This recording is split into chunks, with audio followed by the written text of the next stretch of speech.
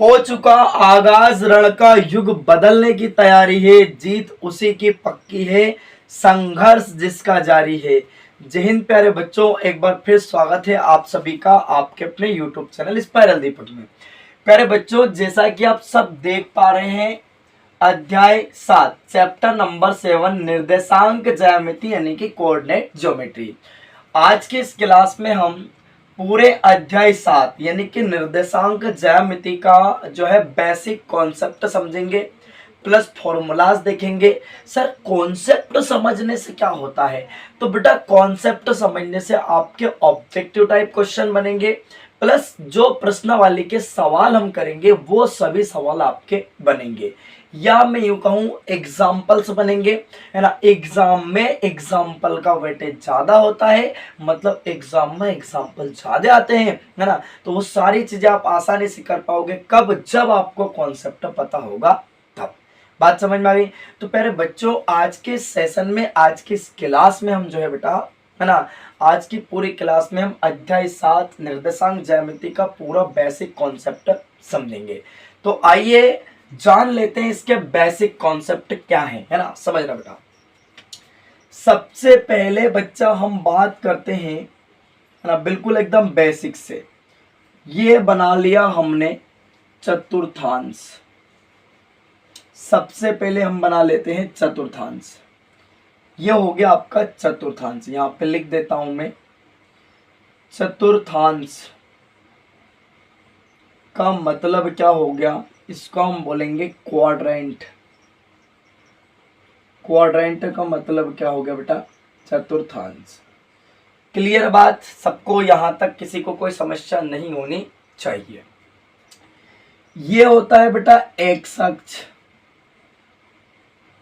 और ये होता है हमारा वाई अक्ष। क्लियर? ये एक्स डैश और ये वाई डैश, ये मूल बिंदु होता है 0।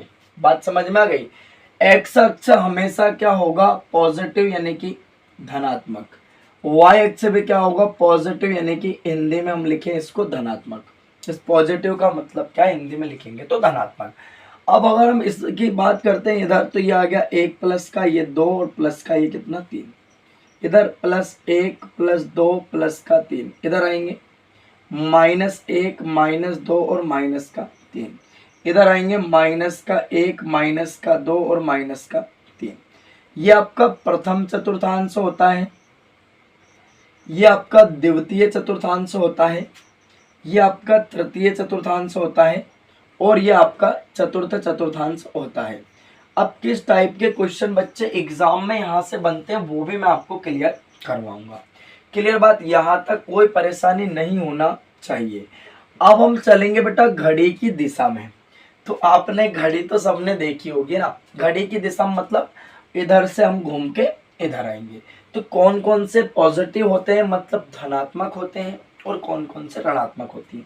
तो देखो बेटा, ये भी प्लस ये भी प्लस, मतलब प्रथम चतुर्थांश में जो भी आएगा वो क्या आएंगे? दोनों धनात्मक आएंगे, है ना।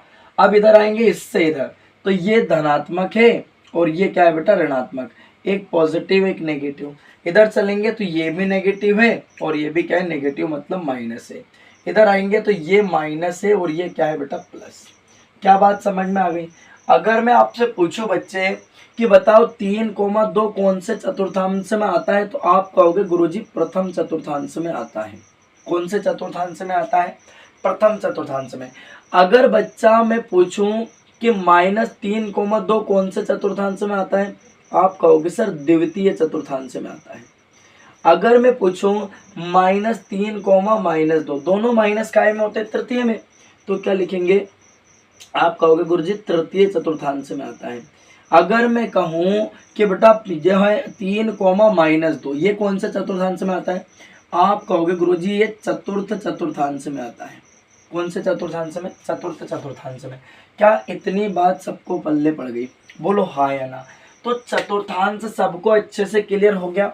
एक ऑब्जेक्टिव यहां से बनता है, कभी कभार देखने को मिलेगा, पर आपको पता होना चाहिए, पता नहीं कब बन जाए। क्लियर है? बिल्कुल एकदम बेसिक से सारे सवाल भी आपको क्लियर होंगे कब? जब आपको कॉन्सेप्ट क्लियर होगा तब। चलिए बेटा, अगली बात करते हैं, ध्यान से सुनना बेटा, बिल्कुल इतने बड़े बड़े अक्षर दिख रहे हैं सबको? यस। हमने लिखा किसी बिंदु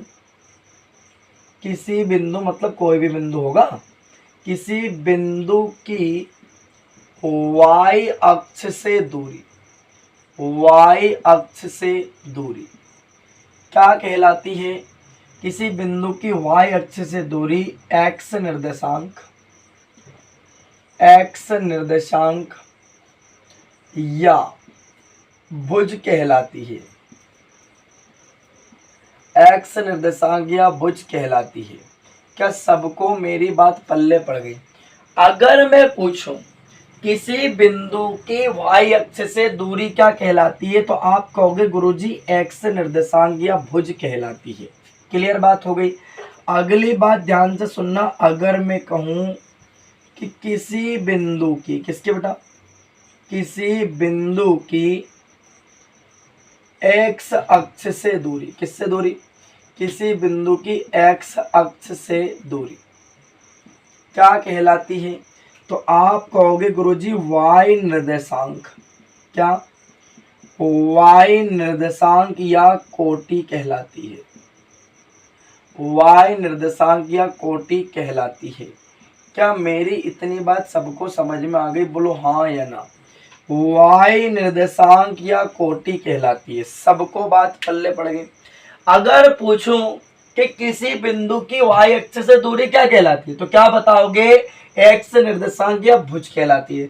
अगर मैं पूछूं किसी बिंदु की x अक्ष से दूरी क्या कहलाती है, तो y निर्देशांक या कोटि कहलाती है। तो चलिए अगली बात करते हैं, x अक्ष पर स्थित बिंदु के निर्देशांक। x अक्ष पर स्थित बिंदु के निर्देशांक, स्थित बिंदु के निर्देशांक। अब कौन से अक्ष की बात कर रहा है बच्चे? x अक्ष की। तो बिल्कुल एकदम बेसिक से आपको याद हो जाएगा, निर्देशांक है ना, x अक्ष पर स्थित बिंदु के निर्देशांक। तो x अक्ष की बात करें, जिस अक्ष पे बिंदु स्थित होगा उसका मान तो वही होगा x पे, तो x का मान x और y का मान क्या हो जाएगा? 0। अगली बात करते हैं, y अक्ष पर स्थित बिंदु के निर्देशांक। y अक्ष पर स्थित बिंदु के निर्देशांक, y अक्ष पर स्थित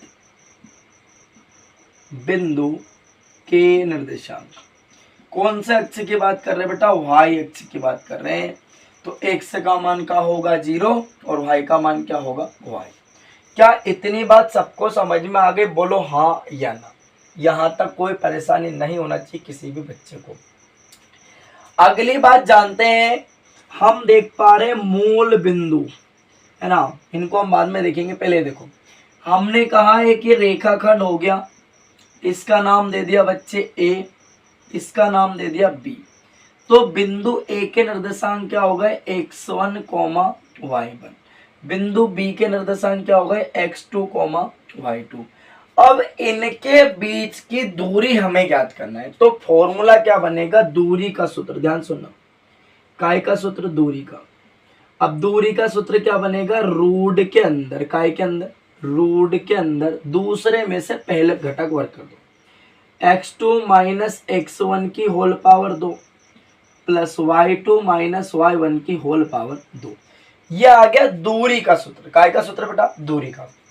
अब अगर पूछे मध्य बिंदु मतलब बीच वाला, तो मध्य बिंदु निर्देशांक का सूत्र ध्यान सुनना। काय का सूत्र? मध्य बिंदु निर्देशांक का सूत्र, मध्य बिंदु निर्देशांक। अब मध्य बिंदु निर्देशांक का फॉर्मूला क्या होगा? तो दोनों को जोड़ के 2 का भाग, मतलब क्या आ जाएगा?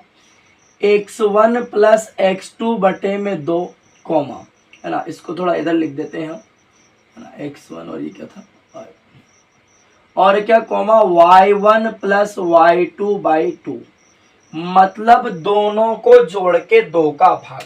मध्य बिंदु निर्देशांक का सूत्र पूछो तो क्या बताओगे? गुरुजी दोनों को जोड़ के 2 का भाग, मतलब x1 plus x2 by 2 y1 plus y2 by 2। कभी कभी सिचुएशन के हिसाब से बच्चे हम x के बराबर में ये फॉर्मूला यूज कर लेंगे और ये y के बराबर में यूज कर लेंगे। बात समझ में आ गई? अगला फॉर्मूला आता है अपना बेटा विभाजन सूत्र। कौन सा सूत्र? विभाजन सूत्र। विभाजन सूत्र, विभाजन सूत्र, इन्हीं फॉर्मूले से सारे सवाल होंगे। विभाजन सूत्र क्या है, ध्यान सुनना।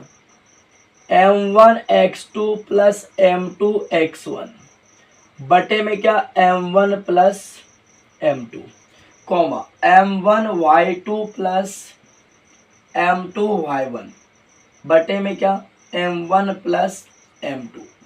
यह आ गया अपना विभाजन सूत्र। कौन सा सूत्र आ गया? विभाजन सूत्र। अब बात करते हैं त्रिभुज के क्षेत्रफल के सूत्र की बेटा। काय का सूत्र? त्रिभुज का क्षेत्रफल, जो कि ना 2025 में सिलेबस में नहीं है पर भी बता रहा हूं। त्रिभुज का क्षेत्रफल ताकि भविष्य में काम आ जाए बेटा, है ना। आपके बच्चे आपसे पूछ ले, आपके बच्चे नहीं पूछ ले, आपके बच्चों का तो आपको आप मेरी क्लास निकाल देखा वो बढ़िया है ना। आपके नाती पोती आपसे पूछ ले तो बता देना, समझ लेना। इस बताओ, आपको याद रखना है 1/2 ब्रैकेट, क्या याद रखोगे? x1 bracket y minus Y, है ना, y minus Y plus x2 bracket y minus Y plus x3 bracket क्या लिखोगे? y minus Y. फिर क्या याद रखना है? 23, 31, 12। यह आ गया त्रिभुज का क्षेत्रफल। उम्मीद है सबको बात समझ में आई होगी। तो त्रिभुज के क्षेत्रफल का सूत्र क्या याद रखोगे? 1/2 कोष्टक x1 y minus Y plus x2 y minus Y plus x3 y minus Y. फिर क्या याद रखोगे? 23, 31, 12। यहां तक सबको बात समझ में आ गई? बोलो हाँ या ना। अब सबसे मुख्य बात करते हैं, मूल बिंदु के निर्देशांक क्या होंगे? मूल बिंदु हमेशा क्या होगा बच्चा? 0,0। मूल बिंदु क्या होंगे बेटा? 0,0। क्लियर बात? मूल बिंदु क्या होंगे? 0,0। अब हम बात करते हैं बेटा इसमें ट्रिपलेट की। ट्रिपलेट आपको याद रखना है। क्या याद रखना है? ट्रिपलेट। क्लियर बात? तो ध्यान से सुनना, क्या सभी बच्चे ट्रिपलेट देख पा रहे हैं? अब बेटा ट्रिपलेट का होती है, इससे आपको बहुत सारे सवाल बनेंगे, बात समझ में, ऑब्जेक्टिव टाइप क्वेश्चन बनेंगे। तो फर्स्ट ट्रिपलेट की बात करते हैं तो बेटा 3, 4 कितना होता है? 5। सवाल में काम आएगा। अब आपको गुरुजी 3, 4 तो 7 होता है, आप 5 कैसे बता रहे हो? बेटा सुनो कैसे होता है। ट्रिपलेट की बात कर रहे हैं। 3 का वर्ग होगा बच्चा 9, 4 का वर्ग 16 और 16 प्लस 9 होगा 25 और 25 का एक वर्ग होता है 5 का वर्ग। ये ट्रिपलेट होती है। बात समझे कि नहीं? ये हमें 8 पार्ट में भी काम आएगी, त्रिकोणमिति में, है ना, 9 में भी काम आएगी, ऊंचाई एवं दूरी में, 10 में भी आएगी और 6 में भी आएगी और 7 में तो आएगी आएगी। क्लियर बात हो गई? तो ट्रिपलेट अपने को याद रखना। 3, 4 कितना हो गया बच्चा? 5। 4, 3 पूछे तो 5। अगर पूछेंगे 3,4 की मूल बिंदु से दूरी बताओ तो क्या बताओगे? 5। क्या बताओगे? 5। बात समझे? अरे समय नहीं लगेगा ना भैया, बिल्कुल भी, डायरेक्ट देख के आंसर बता दोगे। अब मैं पूछूं 8,6 कितना होगा? आप कहोगे गुरुजी 10 होगा। 8 का वर्ग 64, 6 का 36, 64 प्लस 3600, 100 का एक वर्ग होता है 10 का। अगर मैं पूछूं 8,6 की मूल बिंदु से दूरी बताओ, आप कहोगे गुरुजी 10 होगी। 10 होगी, क्या होगी? 10। समझे? डायरेक्ट बताना है ना। 6,8 के पूछो तो भी 10। अगला 12, 5, 13, 12, 5, 13। अगला 15, 8, 17, 15, 8, 17। 24, 7 कितना बेटा? 25। याद रखिएगा, भूलना नहीं, है ना। 20, 21 कितना होगा बच्चा? 29, है ना। 36, 15 कितना होगा? 39। इतना याद रख लिए काम हो जाएगा। बात समझे कि नहीं समझे? ये वाली बात अगर आपको याद हो गई तो समझो अपना जो है काम हो गया। अब मैं पूछूं भैया, ये सवाल में आएंगे जब मैं आपसे पूछूंगा, अभी नहीं पूछ रहा हूं, ध्यान समझ लेना।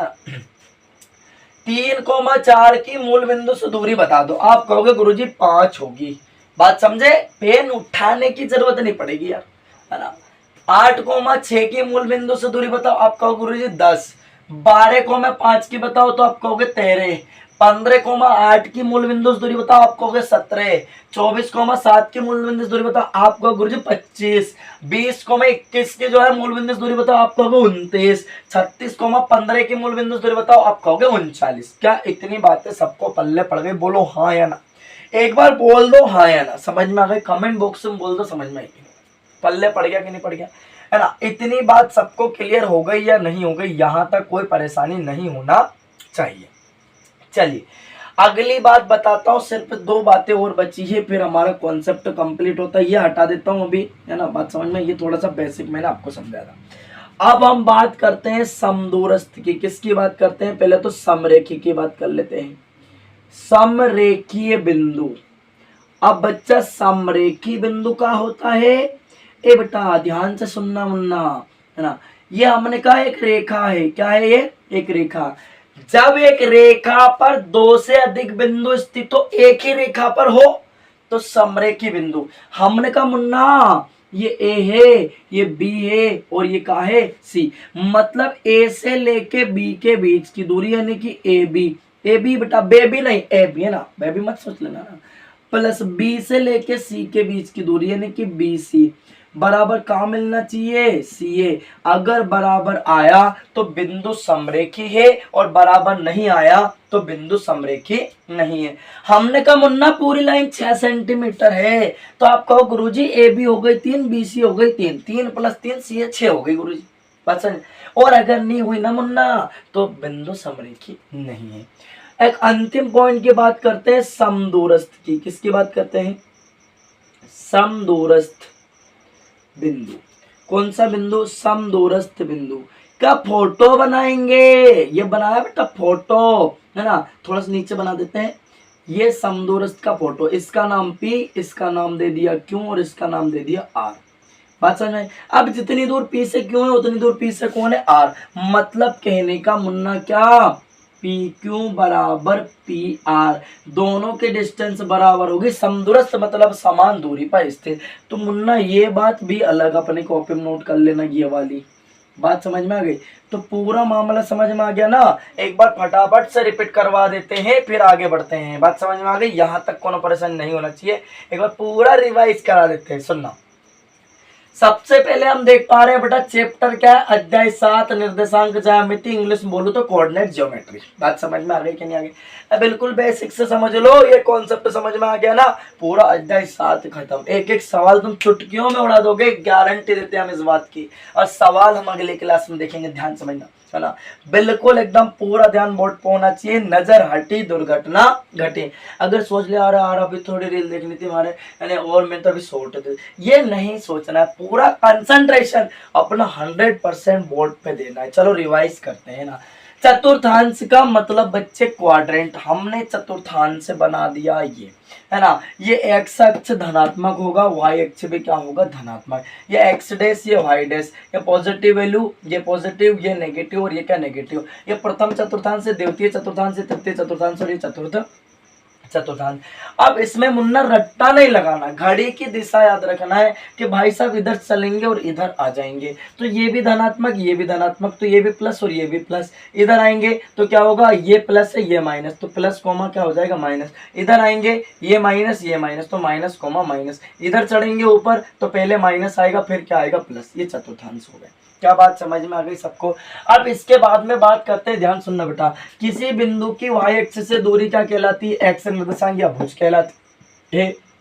किसी बिंदु की एक्स अक्ष से दूरी पूछे तो क्या कहलाता है? वाई निर्देशांक या कोटि कहलाती है। अक्सर ऑब्जेक्टिव टाइप क्वेश्चन में क्वेश्चन पूछे जाते हैं, एक वाक्य में या सत्यासत्य में पूछ ले, या फिर सही विकल्प में पूछ ले, है ना? या रिक्त स्थान पूछ ले। एक्स अक्ष पर स्थित बिंदु के निर्देशांक क्या होंगे? x, 0। वाई अक्ष पर स्थित बिंदु के निर्देशांक क्या होंगे? 0, y।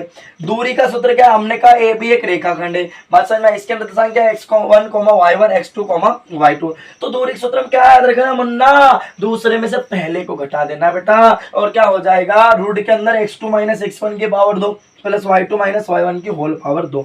मध्य बिंदु निर्देशांक का सूत्र क्या है? गुरुजी दोनों को जोड़ दो और 2 का भाग लगा दो। x1 + x2/2, y1 + y2/2। अगला आता है विभाजन सूत्र। विभाजन सूत्र याद रखना है m1 x2 + m2 x1 divided by m1 + m2, m1 y2 + m2 y1 divided by m1 + m2। त्रिभुज के क्षेत्रफल का सूत्र कैसे याद रखेंगे, 1/2 x1 y माइनस वाई कोष्टक के अंदर plus x2 y minus Y plus x3 y minus Y, फिर क्या लिखना है 23, 31, 12। क्लियर बात। अब बात करते हैं मूल बिंदु। मूल बिंदु हमेशा क्या होंगे 0,0। क्लियर बात। 0,0 अगर पूछे x और अक्ष और y अक्ष जिस बिंदु पर प्रतिच्छेद करते हैं उस बिंदु का निर्देशांक क्या होंगे 0,0। अब बात करते हैं बेटा ट्रिपलेट की, तो 3 4 कितना होगा 5, 3 का वर्ग 9, 4 का 16, 16 प्लस 9 25, 25 का का वर्ग होता है 5 का। अगर पूछे 8,6 की मूल बिंदु से दूरी बताओ तो क्या बताओगे 10, 12 5 13, 15 8 17, 24 7 25, 20 21 29 और 36 15 39।